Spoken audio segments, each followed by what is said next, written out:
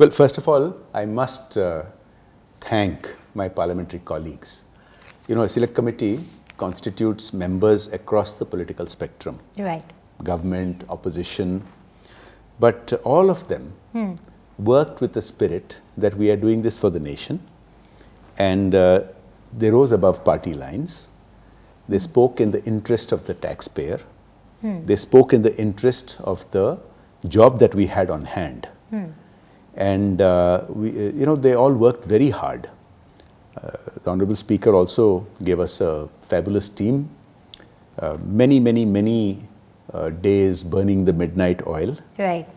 We had tens of thousands of pages of suggestions received.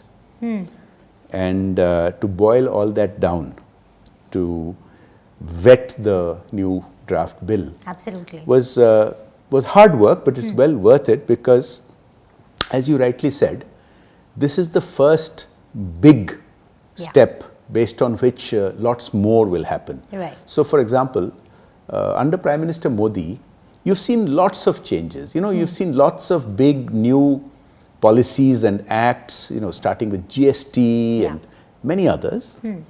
At the same time, you've seen an overhauling of many obsolete and old acts. You know, many acts were there from the 19th century, early 20th century, which were bogging us down or holding us down in the ease of doing business index and many other things.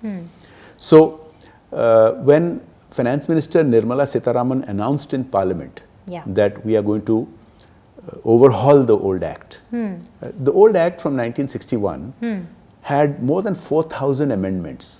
It had become extremely complex. That's right. Yes. And so this first big step, our mandate was to vet the new draft bill which had come in. So the government had already done a good job, that the draft bill had seen a reduction of about 50% of the verbiage, the words. Right. The old act had 5 lakh some words. The new act was 50% of that. Okay. Also, it got rid of many 19th century language, which was very complex to understand. You had descriptive language, which is much better explained in a formula or a table. Correct. Yes. So, the whole idea is you simplify the act as it exists. You're not changing the act. Right. You're simplifying the act as it exists. Make it very clear. Make it easy to understand. Make it easy to comply with. And thus reduce disputes and litigation. So this framework is you would say the big bang, based on which, you know, whenever policy changes are also happening, if the act is complex, even a liberal new policy gets drowned in a complex act. Absolutely. And in India, we are infamous for doing that. Exactly. Simple laws are drafted in a manner that makes it very inaccessible and very complicated. So let me give you an example. In the existing act, you know, to get an idea about what kind of income is exempt from tax.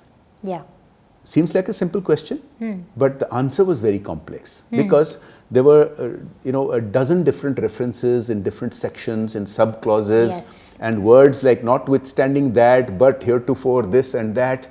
So even experts with decades of experience would not always be able to give you a clear answer if a particular kind of income was legally exempt or not. Right. So in the new act, it's all classified in one place.